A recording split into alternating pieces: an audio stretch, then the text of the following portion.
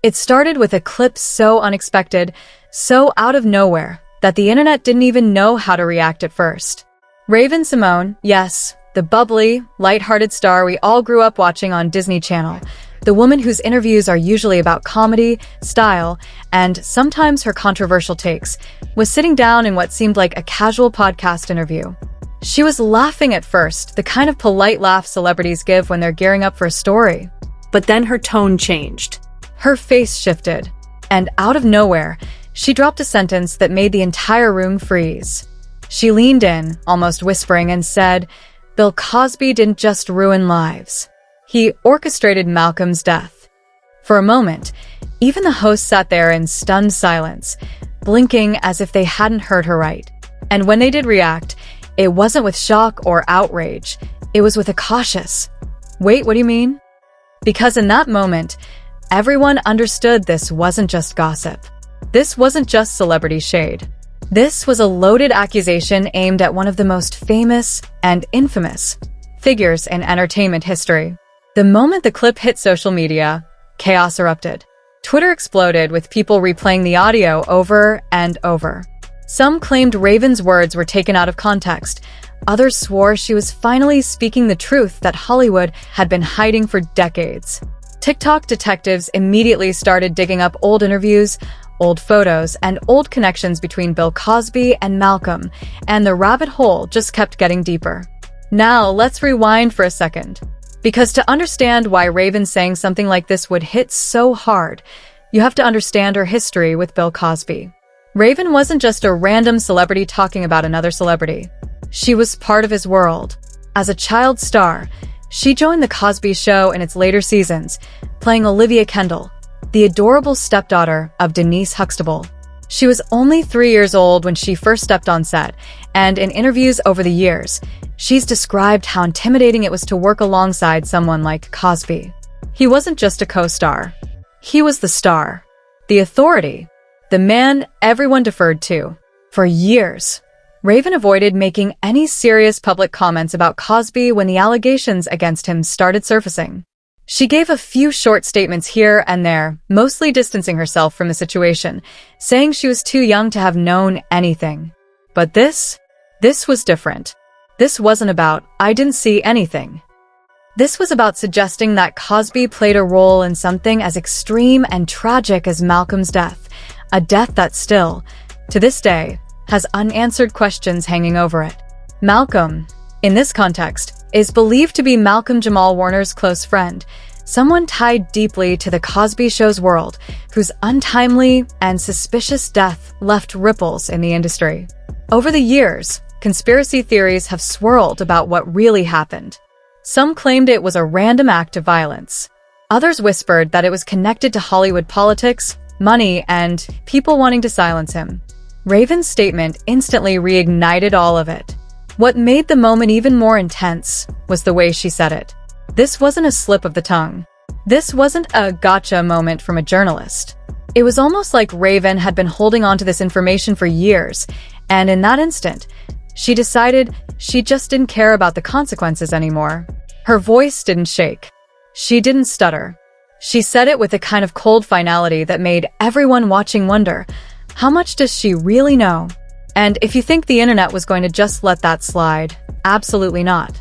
Within hours, hashtags like #RavenKnows and #CosbyCoverUp were trending. People began sharing grainy screenshots of old set photos, interviews where Raven seemed unusually quiet, and even moments when she visibly tensed up whenever Cosby's name was mentioned in public. There was this eerie sense that maybe, just maybe, she had been carrying a truth all along that nobody wanted to hear. But of course, with every viral revelation comes the counter-narrative. Cosby's remaining supporters, and there are still some, immediately dismissed her words as clout-chasing or bitterness. They argued that Raven was dragging up an old tragedy just to stay relevant. They claimed she had no proof, that she was simply adding fuel to an already messy fire because she knew it would make headlines. Still, others pointed out something chilling. Raven has never been known for randomly inventing stories about her co-stars. If anything, she's been criticized for being too careful with her words in Hollywood. So for her to say something this dangerous, why now? Some sources close to the podcast claimed that after the cameras stopped rolling, there was a tense discussion about whether they could even release that clip. Allegedly, the producers debated editing it out entirely, fearing legal backlash. But in the end, whether by accident or intention, it went live. And now, there's no putting the genie back in the bottle. And that's when the deeper digging started. Fans began unearthing a timeline, one that linked Malcolm's final days to moments when he had been at odds with certain powerful figures, including, according to whispers, Cosby himself. There were rumors of arguments on set, threats made in private, and even strange financial disputes that no one could fully explain. Raven's words didn't just open an old wound. They ripped it wide open, and people wanted answers. It was at this point that Raven's voice cracked just slightly, the weight of everything pressing down on her words. She explained that after Malcolm was gone, the entire atmosphere on set changed in a way that nobody could ignore. The laughter felt forced. The hugs in between takes weren't as warm anymore. And Bill? He was colder, quieter, but there was this undercurrent, a sort of arrogance, like he knew nothing would touch him. Raven said she was too young to understand the politics, but even as a child, she could feel when adults were hiding something. She remembered one specific day when a crew member, someone she trusted, pulled her aside. This person bent down to her level and whispered, "Be careful what you say around here. People are watching." Raven, being just a kid, thought it was a strange warning. She didn't even know what she could possibly say that would matter. But now, years later, looking back, she realized it was about more than just innocent chatter. It was about protecting herself from being tangled in something dark, something dangerous. Rumors started swirling in whispers. Some of the older cast members would stop talking the moment Raven entered the room. She didn't get why at the time, but later, she understood. They were talking about Malcolm. They were talking about how his sudden health decline didn't add up. They were talking about Bill's possible hand in all of it. And the most disturbing part? According to Raven, there were people on set who knew too much and said too little. One day, Raven overheard a conversation she was never meant to hear. It was late. Most people had gone home, but she had stayed back with her guardian to shoot an extra scene. As they walked by one of the sound rooms, she heard Bill's voice, low, sharp, and commanding. He was speaking to someone she didn't recognize, and the words sent chills down her spine. "Loose ends get cut. That's the rule." Raven froze. Even as a child, she knew those words weren't about trimming a script or ending a storyline. From that moment, her innocence started slipping away. She couldn't see Bill as just the smiling father figure anymore. There was a shadow over him. Every time she caught his eye, she wondered if he knew she had heard. Sometimes he would give her this look, a half smile that felt more like a warning than a kindness.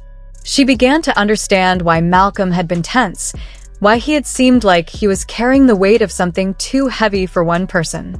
The more Raven dug into her memories, the more pieces of the puzzle came together. Malcolm had apparently confided in a few people that he was going to speak out about certain wrongs happening behind the scenes. Raven didn't know exactly what those wrongs were, but considering the allegations that would later explode against Bill, the dots almost connected themselves. And according to her, there were signs that Malcolm's decision to speak up had been met with threats, veiled, but unmistakable. Raven said she believed there was a calculated effort to isolate Malcolm before things got worse for Bill. She even recalled overhearing him tell someone on the phone that he might not be around much longer. At the time, she thought he was talking about moving away or quitting the show. But after his death, those words haunted her. They played on a loop in her head, especially when she started hearing adults quietly saying that Malcolm's passing was too convenient for some people. In the years after, Raven carried all of this like a locked box inside her. She didn't dare speak out, not when Bill was still this untouchable figure in Hollywood. She feared for her career, for her safety, and even for her family. But as more allegations against Bill surfaced, that fear started turning into something else. Anger. Anger that Malcolm never got the justice he deserved. Anger that people looked the other way when the truth was right there, breathing down their necks. And then came the breaking point. Raven decided she couldn't keep quiet anymore when she stumbled upon an old journal of hers from the time she was on set. In it, she had scribbled little things she noticed, moments that seemed strange even then. Bill making secretive phone calls, crew members crying in the back rooms, Malcolm skipping scenes because he wasn't feeling well, even though moments earlier he'd been fine. Reading her own childlike handwriting years later was like staring at a trail of red flags she hadn't recognized. Now, sitting in front of the camera for the interview, Raven didn't mince words. She said, "I believe Malcolm's death wasn't just a tragedy. It was a setup. And I believe Bill Cosby was at the center of it." Those words dropped like a thunderclap, and the interviewer leaned in, visibly shaken. Raven wasn't giving vague hints anymore. She was naming names. But just as she was about to go deeper, something strange happened. Her phone buzzed on the table next to her. She glanced at the screen, and the color drained from her face. She excused herself for a moment, went off camera, and when she came back, her tone had shifted. The fire in her voice was still there, but now it was laced with caution. She simply said, "Let's just say, people don't like it when you dig up the past. And they'll do anything to make sure you stop."